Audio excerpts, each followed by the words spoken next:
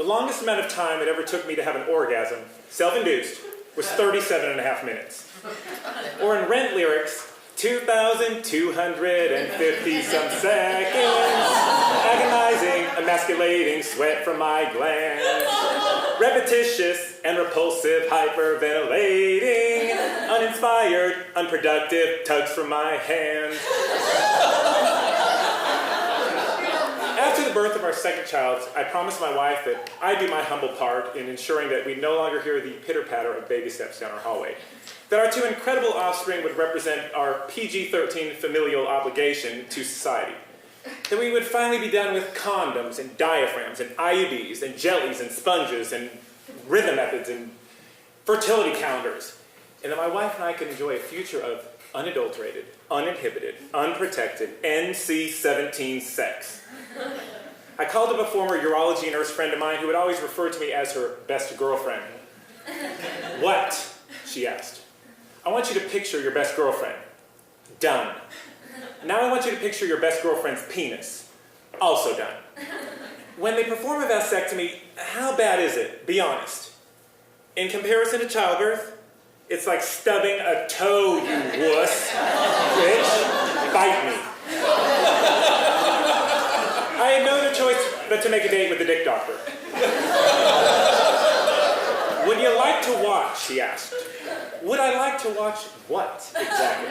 A scalpel splitting more than just hairs as it took away my sacred ability to create others in my own likeness? I thought not. And so he nipped, and then he tucked, and thus I iced, and then I cupped. And from that moment on, my baby-making days were over. Or so I thought. As I left the office, the assistant who had lovingly, yet clinically, shaved me, cleaned me, and positioned me from thigh to thigh, said, "Honey, this is for the proof." The "this" she referred to was a small plastic cup. The "proof" she referred to was in my pudding. "Oh, and baby, bring it in within an hour, still fresh." Thank you. No, thank you. Perhaps I should now interject that I work for a major medical institution, and that it was on the 9th floor of this major medical institution that I chose to be more of a husband and less of a man.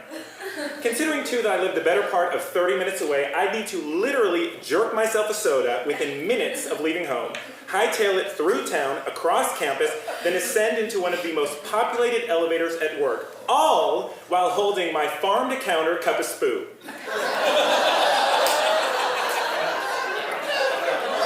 Now go make some fireworks, baby, but play in the rain with your slickers on here. I was mortified. You've got to get your sperm count to 0, my nurse friend later confirmed. Ensure that you're firing blanks. It's fair to say that immediately following a vasectomy, making fireworks was the last thing on my mind. The swelling, the mental images of stitches bursting. I was also afraid if I moaned and groaned about any discomfort within earshot of my wife, when she knew its toe-stubbing equivalent to what she'd been through, that I'd be on a solo trek to sterility. But miraculously, it wasn't bad at all. Seriously. And my wife, being a loving, wondrous woman, was a willing participant in most of the drain the pipes, drain or whoopee. That is until the sample sale. The morning of the task in hand, I had the house to myself. I laid out my work clothes and made my way into the bathroom. Afraid of anything chemical infiltrating my forthcoming deposit, I went au naturel. No lubricant, no lotion, nothing.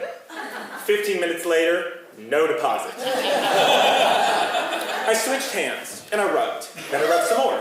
Then faster. And then I tugged. And then I grabbed. And then I groped. And then I stretched. And then I pulled. And then I looked at my mangled, mutated meat and screamed, "Are you a man or a mouse?" "I'm a turtle," it replied, and then retracted.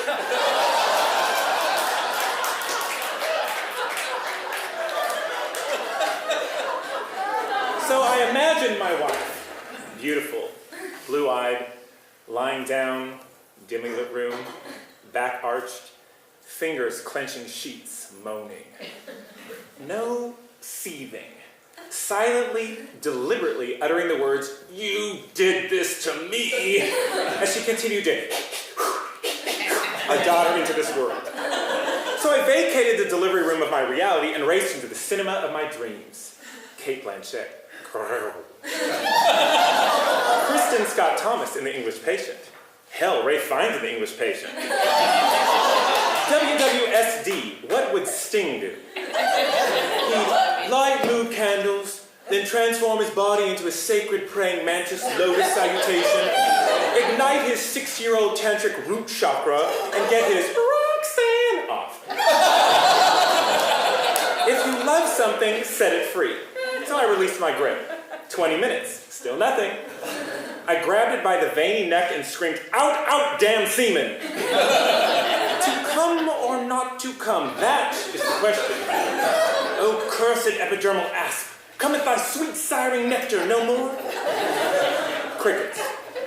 I bargained with it, pleaded with it, Dr. Seussed with it. Would you, could you, in the shower? Would you, could you come this hour? It replied, I could not, would not come in hand, I would not, could not come as planned. Now, an image of my children, bedtime stories in hands, waiting for me to read to them. I went soft, like cotton candy in the rain, soft. 30 minutes. I panicked. My wife and daughter would return, and the window would have shut until who knew when.